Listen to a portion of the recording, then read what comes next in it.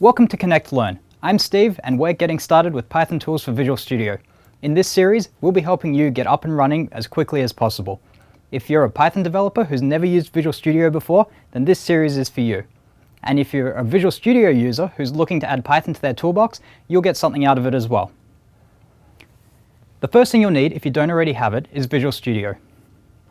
If you're an open source or individual developer, you can use Visual Studio Community Edition, which is free and fully functional.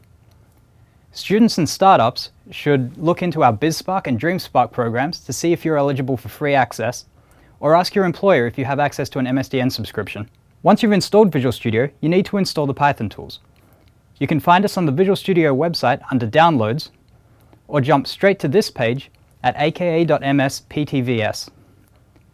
Hit Get Started to find the download link.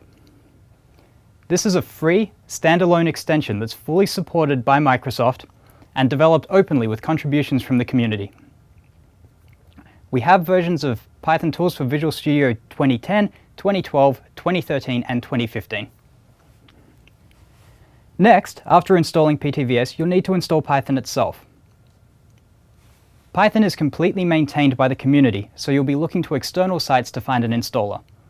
The main installer comes from python.org, where you'll always find the latest version of the CPython language.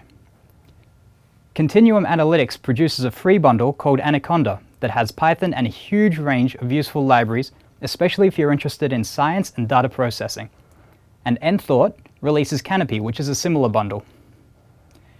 You only need to install one of these, and if you're not sure which one, we recommend starting with Anaconda 3.4.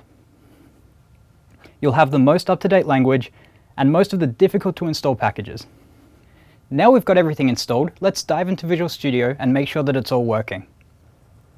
Under View, Other Windows, you'll find a window called Python Environments. This window will show you all the Python interpreters that you've installed, will let you view and manage the packages for those, and controls our completion database refresh. This database can take a long time to generate initially, but we use it to provide things like code completions and navigation, and it's really important. You normally only have to do it once. So that's the first steps. Join me next time for Connect Learn, when we'll start getting some Python code into Visual Studio. Leave a comment down below and let us know what you think of this series, and I'll see you next time.